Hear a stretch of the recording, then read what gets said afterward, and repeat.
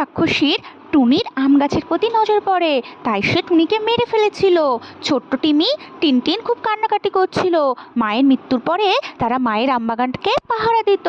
কিন্তু হঠাৎই একদিন টিনি এসে দেখলো আম গাছগুলো কেমন শুকিয়ে গেছে আর মারা গেছে। টিনি কাঁদতে কাঁদতে বাড়ি চলে গেল। পরদিন সকালে সেই গাছ থেকে দুটো দুষ্টু রাক্ষসী আম বার হয়। পাখিরা তো জানতো না, সেখানে যে পাখি আসতো সেই সোনার আমের মধ্যে থেকে রাক্ষসী বেরিয়ে খেয়ে নিত। টুনি এই খবর পেয়ে সেখানে এলো দেখতে।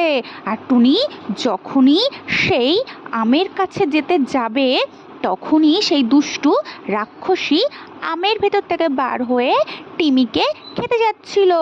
তখন টিমির মা টুনি সেখানে হাজির হয়ে যায় আর তার ভালো শক্তির সাহায্যে সেই দুষ্টু রাক্ষসীকে মেরে ফেলে। রাক্ষসী বলল, যদি ভিডিওতে সবাই লাইক করে আর চ্যানেলটিকে সাবস্ক্রাইব করে আমি আর কখনো ফিরে